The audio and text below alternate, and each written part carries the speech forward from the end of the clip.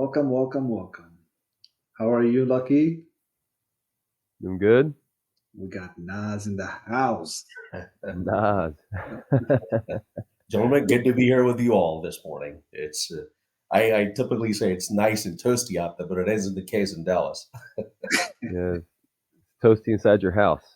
There you go. That's it. That's it. Cold outside, warm inside. There you go. Yeah. Welcome to another episode of AyAyAyAi. Ay, ay, ay, ay, ay. Do I get to say that too with Yeah, that man. finesse? With your flavor I'm on gonna try However it. you want to do it. I'm gonna try it. Let's see if I can come even close to you guys. See Ay, that? ay, ay, ay, ay. There you go. I think I had to go a little bit longer, but I kind of shortened the pace. All right. Yeah. Good effort, right? Yep. good Yep. effort. Because, all efforts leads to AI. All Mhm. efforts leads to AI. And this is why Nas is here to discuss what he has done and how that has contributed to the AI that we know today.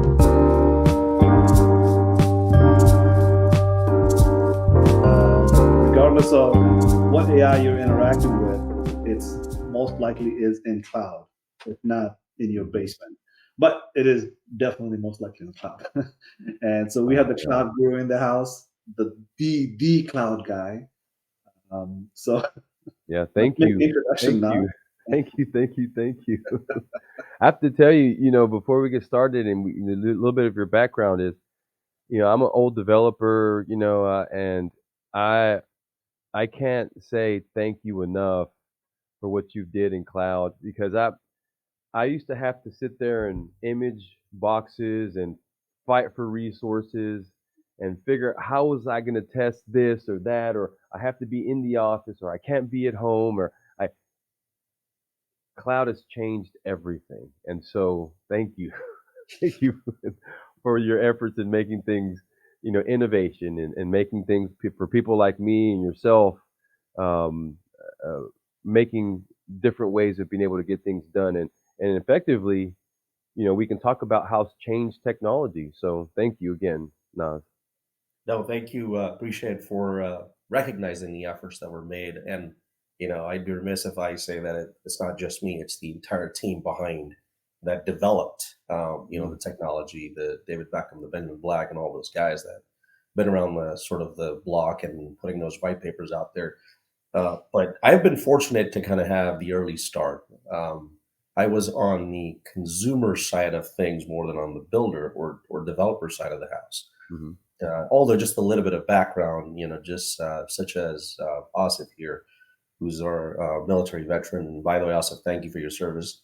Yeah. Um, but I've had I started off my career as I got. The funny story is, I think it's sort of worthy of discussion here, or at least a mention.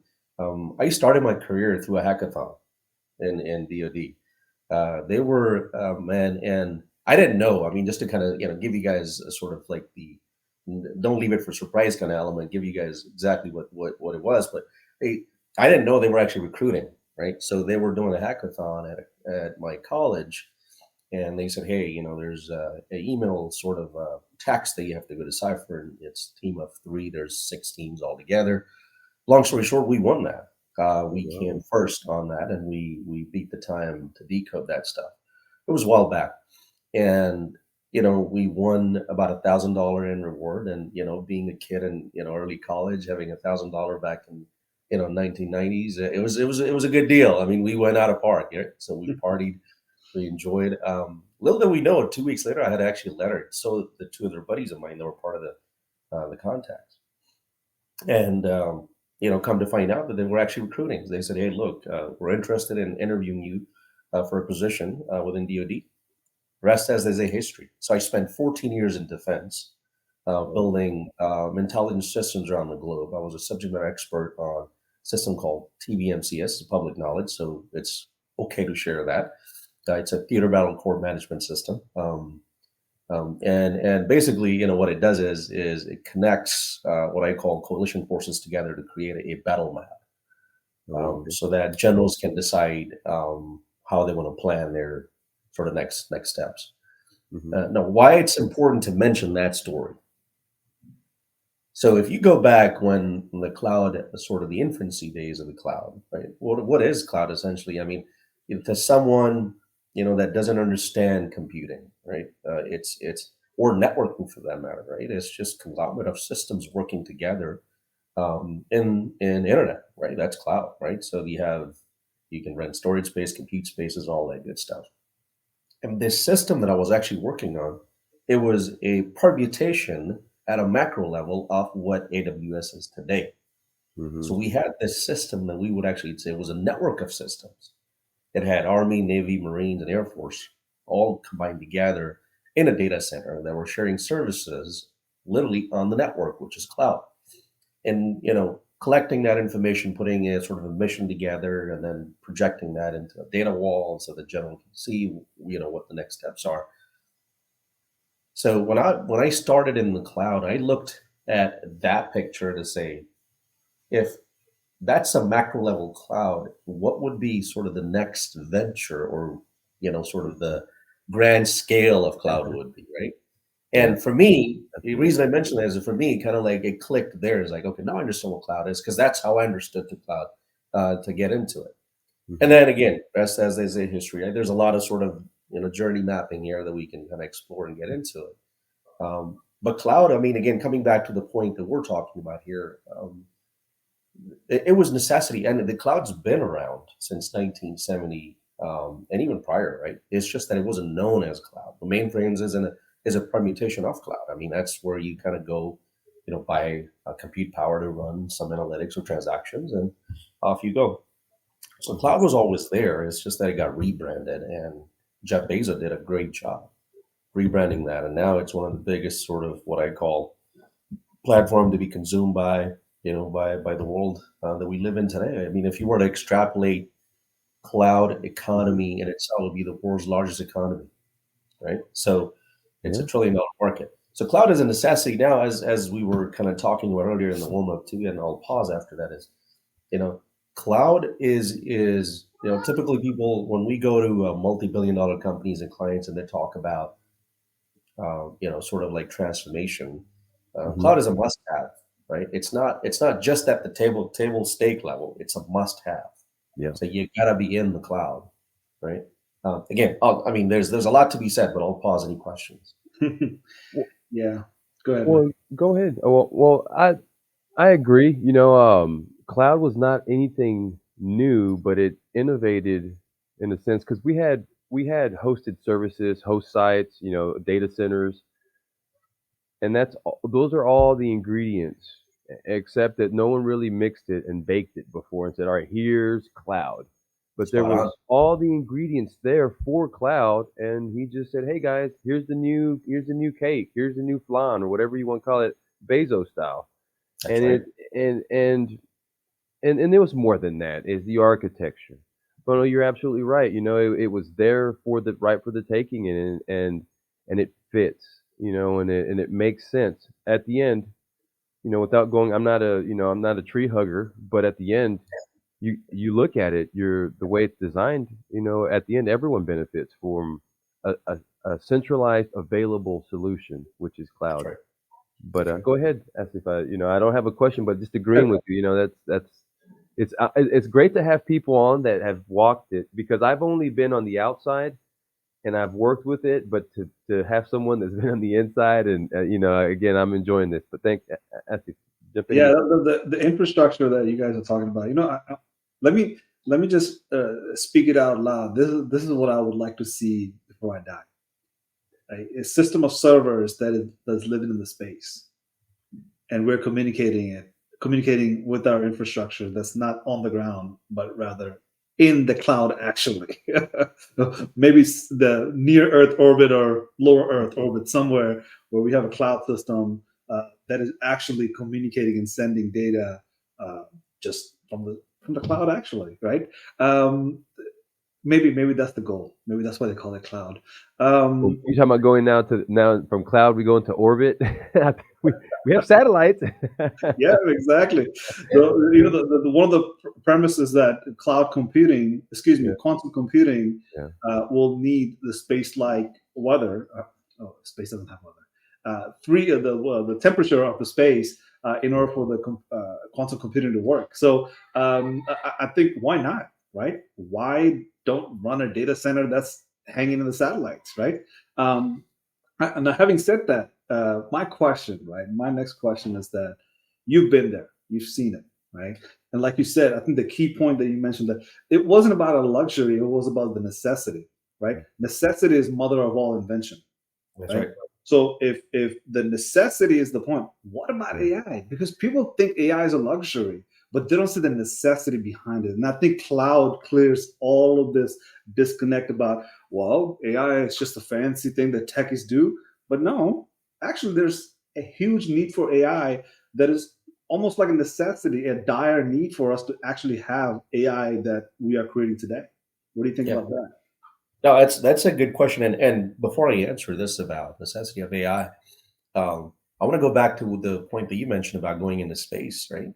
Um, if you look at where we are today, matter of fact, I mean, in the ordinary world that we live in, we talk about our problem at hand. But if you look at from a singularity perspective, and I'm talking about a university of that's out in Boston, Singularity University. They're talking about sort of the harnessing the power of space, right?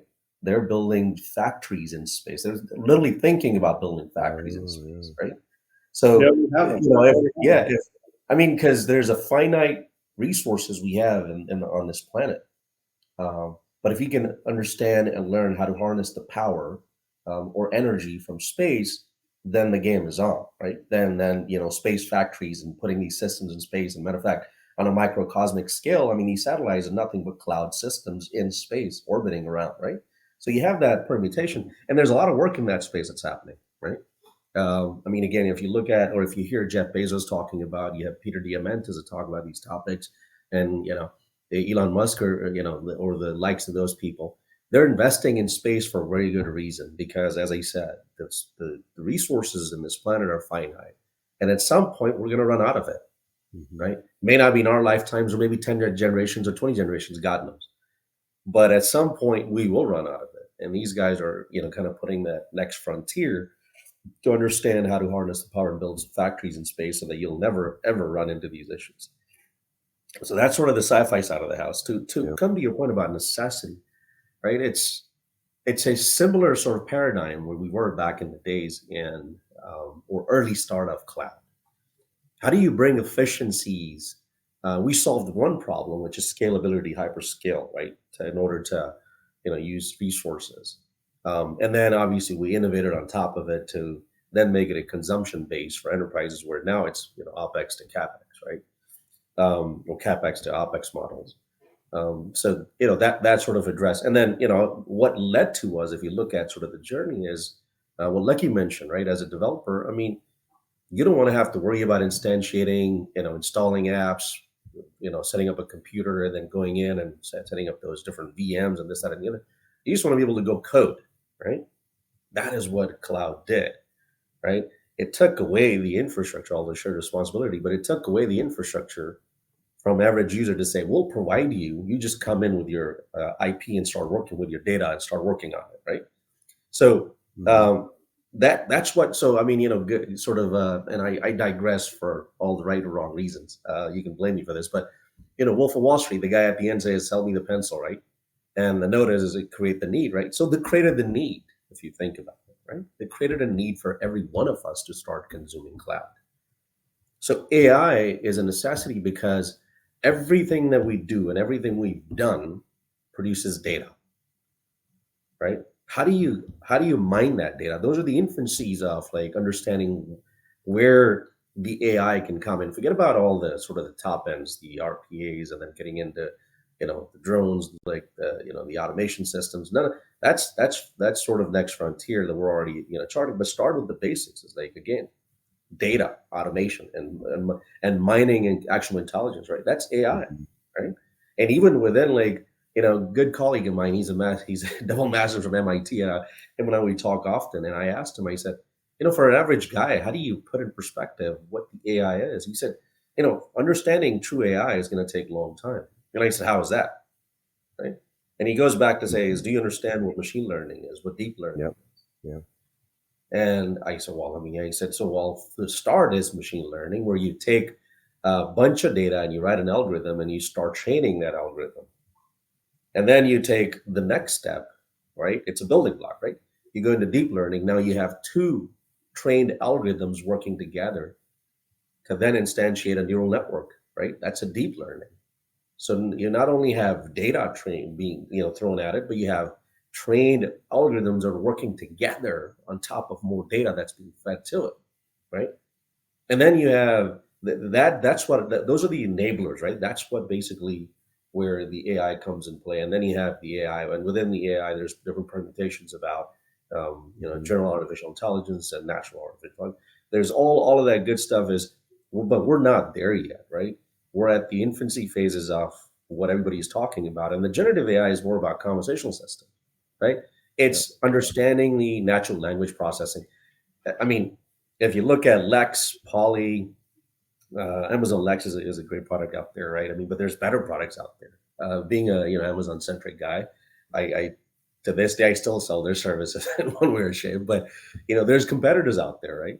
There's really good competitors. Amelia is a good product out there that has a far better NLP NLU understanding than Lex. Lex, again, from a language support perspective, there's some limitations. So the point is, again, you have all of this sort of innovation within the AI space, um, but it's not a shiny object. It's actually a stuff that an organization needs to start mining actionable intelligence out of the data they're sitting on. I was reading an article the other day. They said that by 2030, data alone would contribute to $2 trillion in terms of if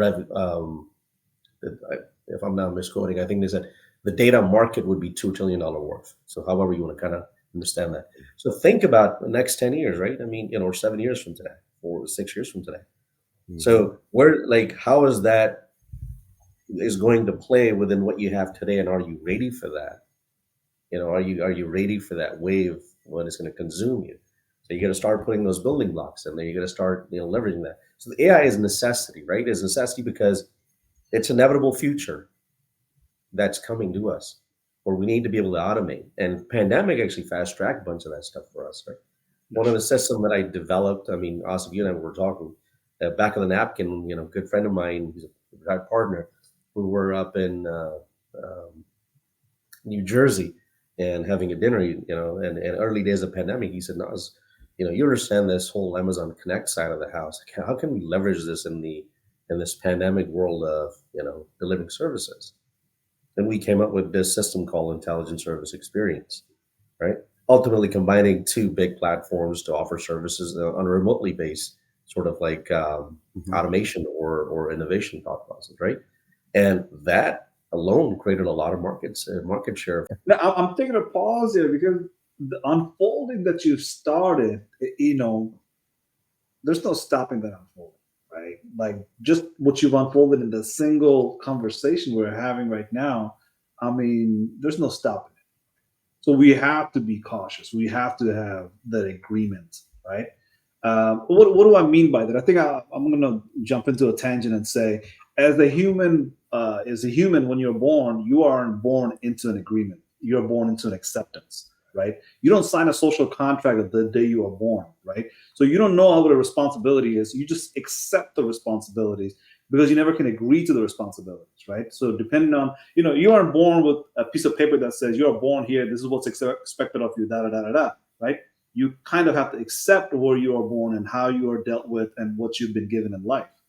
So when it comes to AI, I think we have that opportunity to do the agreement, right? How do you create that safe AI? How do you create that AI that says, well, there's not everybody's going to be safe, but as you are in an infancy, you should understand what you agree to respond to. And if we as a community raise an AI that is, not accepting the facts as they are, but rather reasoning and agreeing and having an agreement that is, consent based, right? So as it grows, it differentiates itself, right? So you see the bad AIs and you have the good AIs, right? That good AI everybody will levitate towards because that's the fair AI. And fair is the calculation of human brain that nobody can trump, right? It's very powerful. That fair word in the brain is very powerful, and it resonates with everybody, right? So the bad AI and good AI, we need to develop a good AI, and everybody has to gravitate towards that over time. And that's that AI that says, I will do good for everybody, and I'll follow Isaac Asimov's three rules of, don't harm the humans. If you have to harm the human, harm yourself rather than harming the humans, right? So this is the agreements that AI can be born into, and I think we're working towards that, right? But as you look at that vision far down the road, you have to understand what's here today, right? How would you ever build an agreement, AI that agrees and signed a social contract? How do you start today? So what you just said about machine learning and deep learning and AI not being the problem, because when we think about AI and intelligence, we get challenged right away. Wait, what do you mean there's an intelligence that are outside of our body? You mean an alien, right? Or is it a system that has I have no control over it, but somebody else does? Fear comes with AI right away, and I understand that completely because that's part of our human psychology. Fairness is not built into the AI. That AI outside is not going to be fair to me Hmm.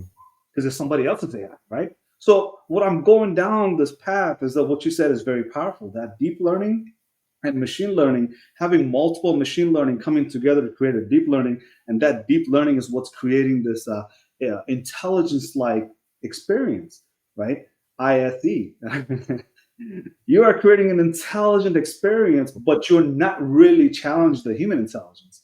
However, there's the alien component to that. I want to bring that up as well because human brain as a focus, but human brain is not made for focus.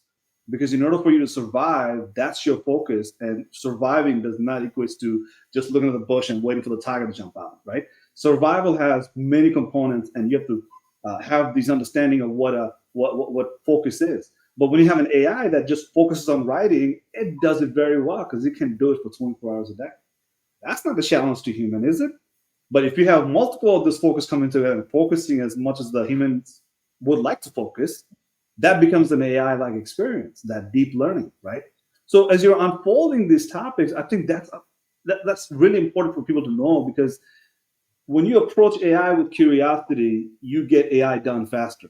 But if you approach AI with fear, you make a distance, and that distance is very hard to recover from. So Hmm. thank you so much for starting to unfold in that because I think that was very important that when people hear AI, they don't really hear machine learning or deep learning at all. That's right. That's right. Yeah. Yep. I Yeah. agree. I think that's a big part of it. I think that there's a bit of there needs to be a level of separation, like race car and economy car. Okay, so n- AI has just been tagged on anything that's outside of what's an app, and what is an app, and so it's one of those things that AI, there's like, because I worked in the data side of the house. I helped or designed my own or designed databases, data warehouses, and I look at it this way: there's what people are calling AI right now. It's more statistical analysis, analytical information at best. But there's things that are really real, like Watson. That's a real, what I consider a real AI. But Watson was the first thing we saw just kind of defeat us, at chess and defeat everybody at certain tasks, games, Chinese checkers, what have you. Watson was it.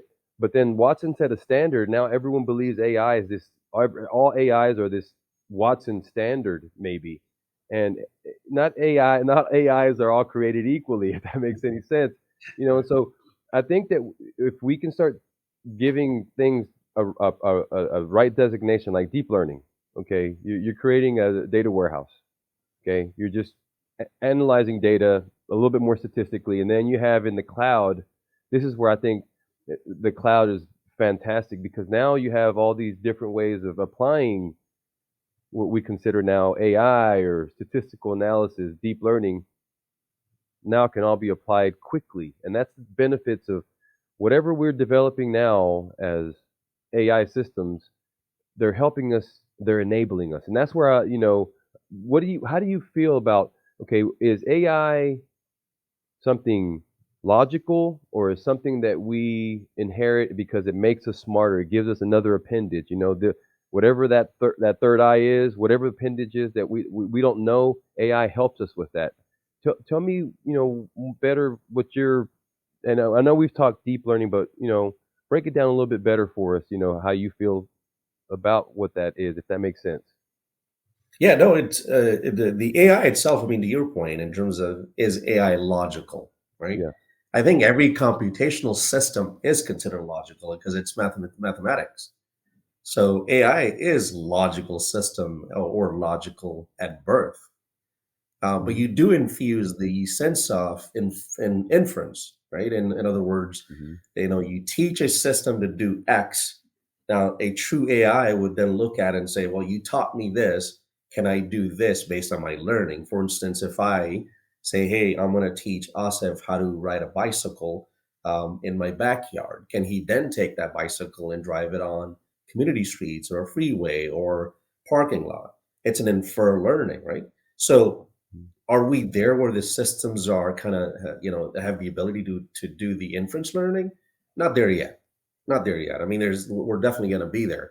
And coming back to the point earlier, what Asa was talking about is people tend to take this more as they're a little bit apprehensive in terms of embracing AI, right? And for all again, for all the right reason. One of the but I think is more, this has to do or that has to do with education.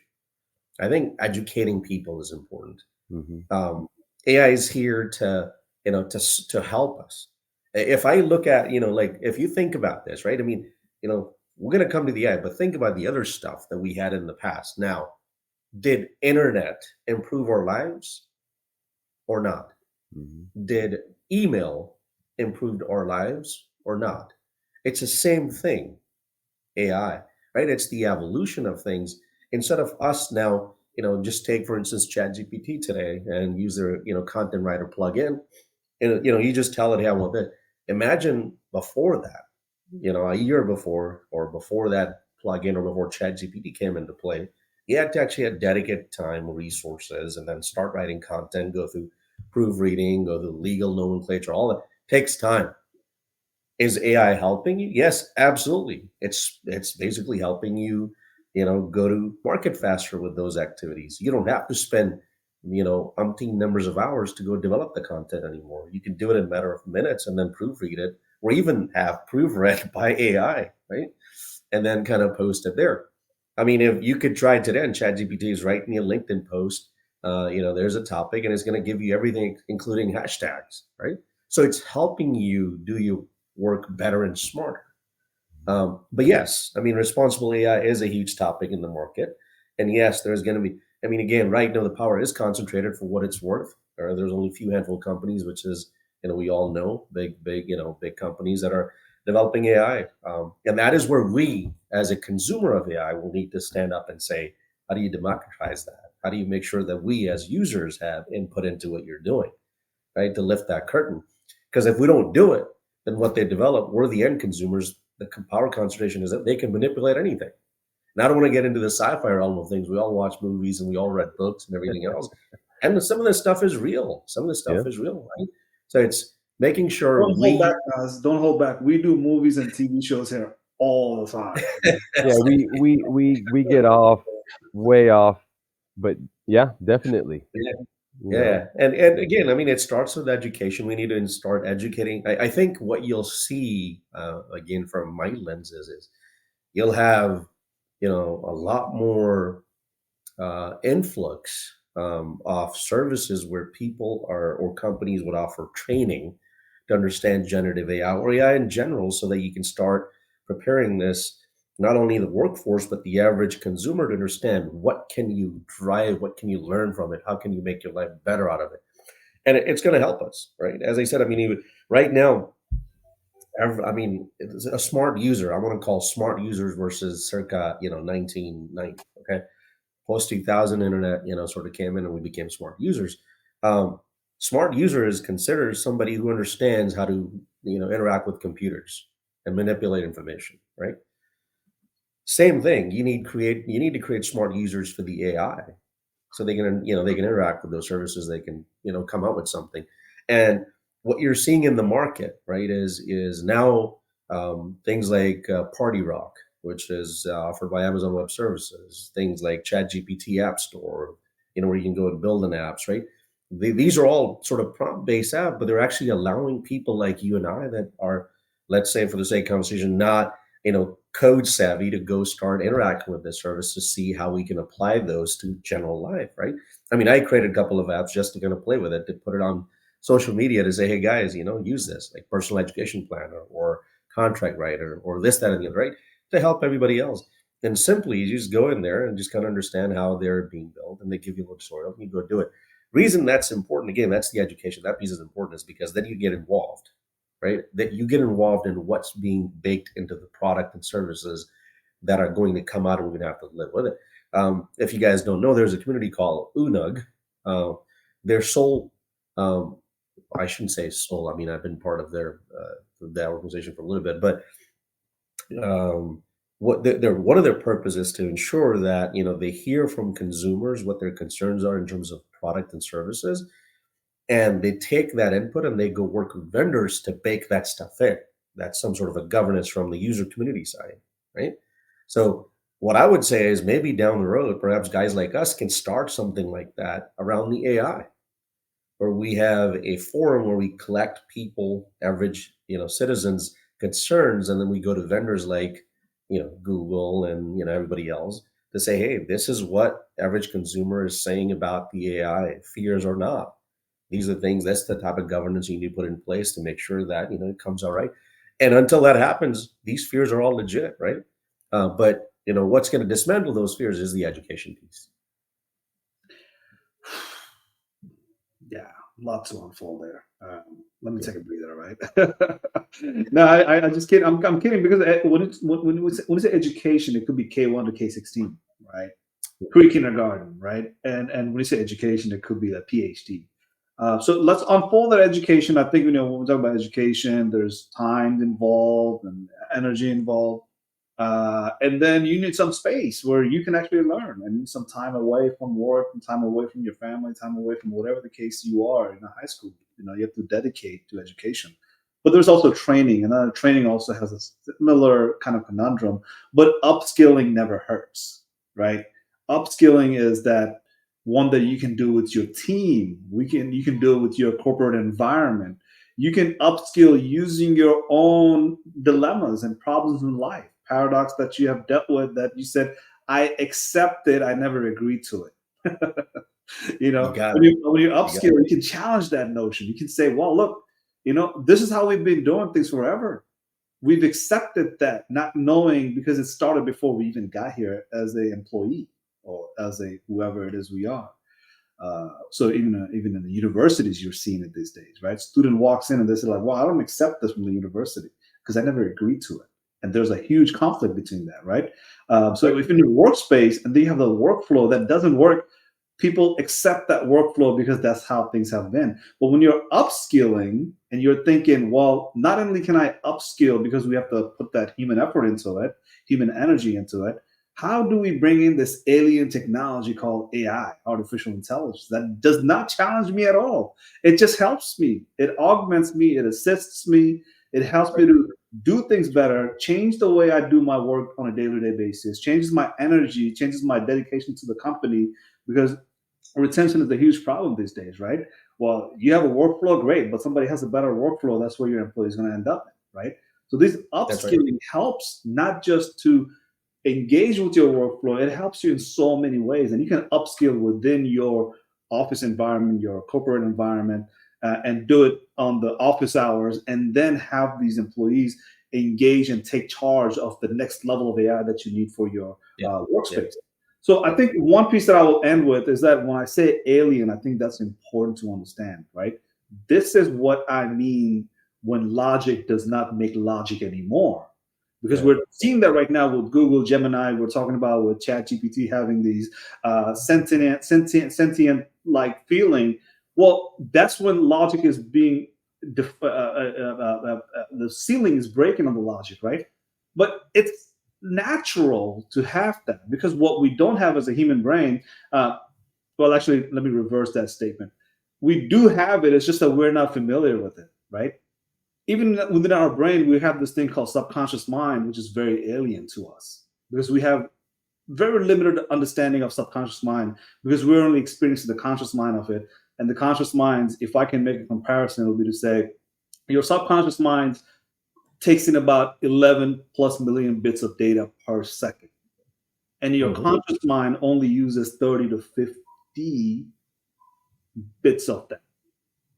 Not millions, not thousands of hundreds, just 30 to 50. That's the equivalence of what a subconscious mind is versus what a conscious mind is that we are so easily, readily adapting into and behaving towards, right? System one and system two, right? Think slow and think fast. So these subconscious mind that we have is an alien system. And the way this alien system works is by compression, right? So, kind of drifting away from what we talked about with the upskilling, if we can just start from this fact that you are not competing with the artificial intelligence is not a threat. Artificial intelligence is here to augment and assist you. Is to help you kind of bridge that gap between conscious and subconscious mind to say there's a compression system which compresses very well and focuses very well, and it can help me to engage my subconscious mind more often, more frequently. Because the reason we Yeah. don't do it today is because we are so bogged down by emails. We're so bogged down by things that are just not very creative for human minds. For human minds to be very creative, we have to actually become very creative and do things creatively and not get bogged down by things that are repeatable, redundant, or sometimes even dangerous, right? So we have to engage these topics and say, yes, you're engaging with something alien. Logic is not going to make sense here because when it's compressed, it can do things far more beautifully than a human mind with a conscious brain can say, well, that didn't make any sense. How did it do that? Well, it does that because it's compressed. It's so compressed that our brain is not made for that.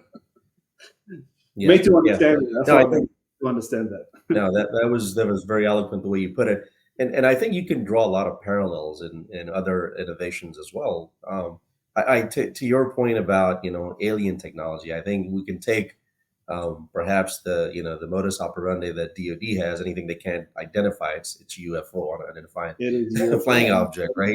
So anything that's unidentified is actually an alien. Right. But again, as I said, I mean, you can draw parallels into other technologies. I mean, look at GPS, right? What Hmm. is GPS? Before GPS, we, obviously kind of had to remember the main point intersection, main highways, and all that good stuff. Maps Well, go. exactly, exactly. Now, I mean, can you and ask people today before they said, "Oh, GPS," right? Oh, even the phone technology, right? You and I, I mean, Lucky and everybody else included, we remember 2015 different phone numbers. Today, I can't even remember my own. Why? Because the automation came in, right? And so the number I mentioned is we're actually trying to, as user community, trying to push the inevitable, right? As I said, you can draw the parallels in the industry. These things are there to help you. These things are there to now. How do you consume them? For what purpose you use them makes a difference, Right. right? Today you use GPS. I mean, without it, you're lost. I mean, no matter which part of the world you go, I can tell you. I mean, I can't even operate going to like yeah. I mean, I'm probably you know exaggerating here, but I mean, if you want to go 2 streets down, you got to put GPS exactly where you're going. Back in the days, you'd need that. But that automation, actually, what is it doing? Right? There's a fundamental takeaway from here is that it's that automation, like phone or like GPS, is enabling people like us to have more time, abundance of time. Right? One of the study that Peter Diamandis put together is they were talking about is as we progressed from the 1800s to today, our abundance of time has increased. In other words, it took 50 hours to make a candle. Today it takes two less than a fraction of a second to generate a bulb, right? To create light. So what do we have today is abundance of time. What are we going to do with the abundance of time is what matters. Now you can, we have user community that can, just sit there idle and twiddle thumbs and, obviously what they say, empty minds devil's playground.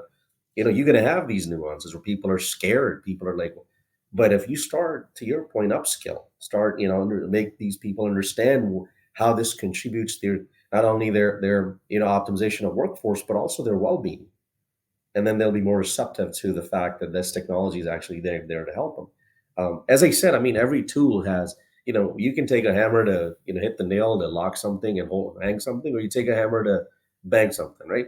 So its tools are there for a good reason. Is how do you use them and how do you deploy them? Mhm. It matters, right? So education is important, as I said. The more we kind of get into that front, as we start educating people, and perhaps it may start at the top, right? I mean, these industries, they have C-level suite executives that sit there. We need to let them know what this is, so they're prepared to then kind of trickle it down to the user level to say, we're on these initiatives for our companies that are to develop XYZ products. We want you guys to be aware of these automations things, teach them, educate, so they can contribute. Not only just contribute, but again, have productive sort of workforce that puts their effort where it matters versus trying to do the mundane work, which we all know, but it's still a point of contention. No, you're both absolutely right. Yeah, I've seen this out in the private sector. I've worked in my whole life in government, and I've seen that now. I'm helping create the definition of AI. What is AI? And you think people know more than what they do, nobody. Generative AI and it's all one big ball, and it's really confusing. I'm not trying to say that exposure, whatever, makes you, but the fact of the matter is that people are still in the dark. They want to, and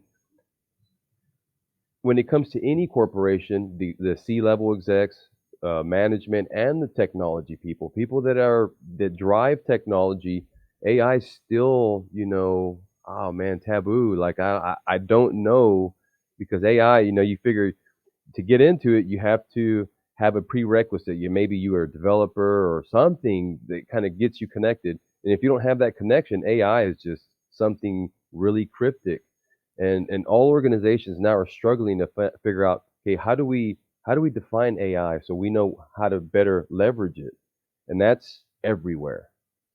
Yeah, yeah.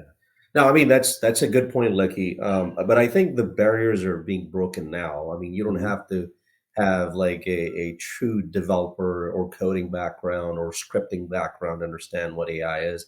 I Hmm. think there was a misnomer back in the days to work with AI. You need to understand the vectors, the linear, the whole 9 yard. Yes, I mean, if you're developing the Hmm. algorithms and you're writing those large language models, it's pure mathematics and logic, right? But to interact with AI, you don't have to know any of that. You just need to be able to talk to it, right? That generative AI, what generative AI did is enable that conversational interface between user and the technology, right? That's the whole this whole sort of open AI chat GPT innovation that took place is because of that reason. I mean, that's what it brought to the surface. Today, as I was talking about earlier, is you can go to Party Rock. Literally, you don't have to know anything. 3 steps to create an app. Imagine, right? Imagine, pre-Party Rock era. Like in order to develop anything, forget about AI app. AI app was like sort of the moonshot. But just an app in general, you had to understand different platforms, the coding, the whole framework, and this, that, and the whole life cycle of software. None of that stuff is applicable. You could literally, I mean, right now as we speak, you could just go there 4 clicks and you have an app that's published already, right? Wow. That's the idea. So the barriers are being broken in terms of like what you can do. You and I can sit here and we can type in Chat GPT. I mean, there's other obviously algorithms there. Anthropic is another one. There's a bunch of them. And by the way, just to kind of point of digression here is it's important to mention. Anthropic has its own algorithm, large language model. It's called Cloud AI, CLAUDE.ai. And one of the good thing about that is that it has what I call safeguards on the content that it creates. Constitution. Because of the name Anthropic, as you can see, right? It basically it doesn't produce any harmful content in its response. So whatever you type it's going to be very sort of what I call cordial, professional, if you will, for lack of a better phrase. Versus Chat GPT. Even though Chat GPT won't spit out a lot, but it's more around not generating any harmful content. So you're going to see different companies coming out with different sort of type of barriers, if you will, for lack of a better phrase, to then give user community a very specific outcomes. But as coming back to the point earlier, is you could use these technologies today to do things that you were never able to do, and you don't have to know anything. Honestly, I mean, as long as you know how to, if you're a smart user, as I mentioned earlier, if you know how to use computer, and you can go to a browser, you can talk to a browser, type in. That's all you need to know. You don't need to worry about the whole framework, the SDLC, the life cycle of the software development, none of that stuff. You just go, I say, I Wow. want this app, create it in 4 prompts, and you can publish it right there and then, and you have an app. It's, Wow. Yep. The youth are and those that are jumping in late. Do you jump in early or do you jump in late? There's no Yeah. better time than today, right? You heard that, right, right? Yeah. right, Yeah. and Yeah. speaking of time, time is money, right? But let's talk about money. I'm not a CFO. Big disclaimer: I am not a CFO, but I'll tell you why money matters in this conversation and why the skepticism of being there yesterday, being there 10 years ago versus being there tomorrow. Getting started means you have to put the time in, and that time means your money. And where's your money going? And how do you see it from the perspective of what Nas just said? How free is it, right? GPS. The reason you use Google Maps versus the other ones because Google Maps is compressed. It has compressed years of directions that other systems and other users have fixed over time, and Google compressed all that information to give you Google Maps, right? It's free. It's using machine learning, it's using AI to give you all the experience that you need, right? How does Apple correct your typing, right? That's a free service. You bought a phone, it comes with AI machine learning built into it. So the reason that autocorrect is so annoying is because that machine learning capability, that neural network, is free. So it's annoying. But you cannot have it for free, but you can minimize the cost if you approach it early and you approach it with some strategy so that way you can operationalize it. And so when you're engaging in tactical level, it doesn't cost you arms and leg. It costs you somewhat more than what you started off with, but bearable, right? So we don't know the cost in future, but today's cost is just that. You really have access to this technology for free for you to try out and adopt and build one for yourself. And as you build for yourself, you realize cloud costs so much dollars a month, and that cloud system will allow you to train and make this AI personalized to your use. Like I said, when few dollars, that means you know what a cloud costs, right? If you're not in cloud, you can go check out cloud. It will give you a free cloud access for you to check it out. And then eventually, as you engage it, you'll see it doesn't really cost that much. So what am I getting at with this finance side of things? This finance is technology is very cheap. Process will cost you some time. Process will cost you some few dollars more than the technology itself. But where you really run into the problem, the cost that goes through the moon is the people, the human labor hours, human capital, that human resource that you have to engage with. How do you incorporate those people to engage with the process so you can develop the technology that you call AI? How do you engage with those people and why are they so costly? And how do you reduce that cost? You reduce that cost by upskilling your own workforce rather than to look for that workforce outside of your organization. People that knows your business process are the guys that are working for you, not the guys that That's are right. outside the Yeah, organization working for everybody else, right? So how do you upskill your own workforce? And once you upskill your workforce, what are the cost benefit analysis? Well, if you look at it from a long term perspective, these individuals will most likely enjoy this workspace far more than all the other workspaces that are out there because you are on the leading edge of technology and people love nothing but to be in the leading edge of technology in order to develop something and see it grow. And AI is just that. You're giving birth to an infant and you're making it grow, right? So this idea that the human labor cost tremendous, it does. It's because you are looking at it from outside, as in you have somebody outside bringing that AI to you. But if you're developing the AI internally, the first step is to upskill your workforce to engage with an AI that they will develop or put the requirements together themselves and then adopt and adjust to that AI because error is a feature in AI. And if you can minimize those errors in AI, your people, your workforce is the one that has to be really engaged in order to minimize those errors in AI's performance. It's kind of like seeing a child crawling for the first time and nobody's there to help it crawl better. Because if you can crawl better, now you can start walking. If you can walk better, it will eventually run. But if there's nobody to correct the village, the workforce, to help it guide to the crawling phase, you will not have an AI eventually. You will just have a crawler. Uh, so I meant that as a joke, but you can look up crawlers. They're very helpful AIs. Um, so what that means is that the cost here, the cost benefit analysis, if you don't do it yesterday, you need to get started today, right? And if you don't get started today on it, you're going to have to wait till find out how everybody else is moving leaps and bounds, using their own workforce that is upskilled and ready to adopt an AI and create a change management that is unlike anything we've ever seen in the history of change management. Mhm. Because this change management is moving leaps and bounds. And I mean, in 2023, I couldn't even tell people what's going to happen by Thanksgiving time with AI. And I was right, because early 2023, I was telling people that I have no idea where AI will be, but you saw Gemini recently. And that Hmm. just tells you the leaps and bounds of AI, where it started and where it's heading. It's taken months and days, not years. Mhm. Yeah, yeah. No, I mean, you talk about compression. I was trying to kind of see if I can look for notes. There's this company, I'm forgetting their name. They're working on this compression methodology for LLM. There's Stable two diffusion. compression. Say what? Stable.ai, stable diffusion. Stable data. Yeah, that's right. Yeah, Yeah, yeah, yeah. They're mhm. doing quantizing and pruning, and you guys know what that is. I think it's Mhm. a again, it's a sort of a next frontier, right? I mean, it's to compress that level of. I mean, 100 gig or 1 terabyte into 1 meg. I mean, and without losing an accuracy of less than 1%, that is Wow. unfathomable. Right.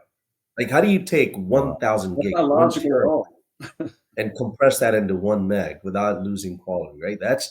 And they're doing that with large language models because large language It would models need are to. grown. Yeah. Yeah. So this stable data, that AI. I mean, they're doing a phenomenal work in that space, right? Um, so, I mean, again, it's to sum it all up. I mean, I think certain safeguards would have to be put in place, obviously, to operate that technology. But that all starts with education. Education is important. Same thing happened in cloud sector is when cloud came in. I tell you, I mean, I went out to deploy cloud solutions for my clients at the time, and they were very apprehensive in terms of like, hey, are you here to take my job away? Right? Yeah. Now, if we're talking about that sort of paradigm or domain, think about what AI is going to do if they have the same mindset. So it was then we got on to say, let me educate you how this cloud is making your life better, and I think it's on to us to do the same thing for AI and the producers of AI to then start to say, let's just do make sure we educate users on the good that this will bring, the automation, obviously, which frees up our time abundance. I think that to me, it's not the AI that's going to be a problem. I think the problem is going to be human beings, right? I mean, if you think about this, is like all these technologies, as I mentioned earlier, is what are they giving us? The abundance of time. The more time we have of not doing anything, what are we going to do, right? Just imagine. I mean, if Mhm. we sit here for 8 hours and don't do anything because everything is being done by automation, what are we going to do? Right. Right? That's going to be the main challenge. Is how do you sort of reinvigorate the workforce? How do you give them the new path? How do you? I mean, I call it the purpose of life after AI. What do you give them in terms of what do you need to live for? Because believe it or not, I mean 70 to 80% workforce is get up in the morning and go and do press button kind of routine processes, right? And if you take the 80% and replace by AI, then you have 80% workforce. What are they going to do, right? So it's like pinky and brain. Yeah. Maybe we become more self-reliant. We start doing stuff responsibly for ourselves. That's Maybe, scary. maybe. And So, yeah. it's getting late, but I wanted to ask some questions about security, but I think maybe we need to have another podcast. But like I wanted to get into data lakes, um, XDR, the death of DLP. Maybe I don't know, but more not so much more technical, but maybe get your perspective on that. But I think that maybe we can have another session and talk Sure. about more specific technologies and maybe how innovation is changing what we saw before and more in the cloud because we've talked a lot about of what is and helping people understand. but maybe I'd like to pick your brain a little bit more later. Sure. No, absolutely. I'm Yeah. more than happy to for your listeners as well. I mean, if there's any value add that I could be, Mhm. and a lot of the more than often I find myself, I mean, re-echoing myself helps me learn better. So yeah, no, absolutely. I'm more than happy to talk about any particular subject. And yes, data lakes, DLPs, and all that good stuff. We can certainly dive into it deeper if need be. And you know, as I said, I mean, if you, it's sort of, you know, it's only right that we talk about data, right? Because what the topics, the cloud and the AI, I mean, they are actually the byproduct. The underlying technology is data, right? That's what's driving everything. So we can certainly kind of talk about how data plays a pivotal role in what we're actually seeing in terms of the next frontier. And you know, deep dive into it because there's a number of technologies out there today that address that. There's, you know, I mean, we can get into specifics. Mhm. Yeah. So, Naz, I think it's important. If anybody wants to get in touch with you, what's your preferred way of, being reached out? Info at axgenai.com, Xgen AI, AI.com. And yep, AXEGEN dot GENAI.com, you got it. It's info at AXEGENAI.com. or LinkedIn. Sure. Yep, X LinkedIn Gen is AI, look up X Gen AI, and you can always reach out. Yep. AXEGENAI. Yep. So, in a closing comment, like we said, we're gonna have to come back and discuss security. Yeah. We talk about safety, security, and privacy, and you're not discussing AI. I'm sorry, I'm not going to be part of that conversation because there is no safety if you don't understand AI. There is no Yeah. privacy if you don't understand AI. Yeah. So you have to really understand what the cost of AI is and how it's being developed, and how does that compromise what you think is safety is, what you think security is, what you think privacy is. That's right. We have a loose definition of privacy. Oh, yeah, yeah, yeah, yeah. And that needs to be tightened up very much so that way moving forward we can have disagreements Yeah. of what an AI looks like in 5 to 10 years from now. Skynet, Um, you Skynet don't for want sure. Chinese AI, if I may say so. You don't want some of the rogue AIs that you want that AI that's Yeah. we all agreed upon very early. No, Um, I think Asif, you're right about the security, privacy, and usability of aspect of it. Matter of fact, I'll leave a parting comment.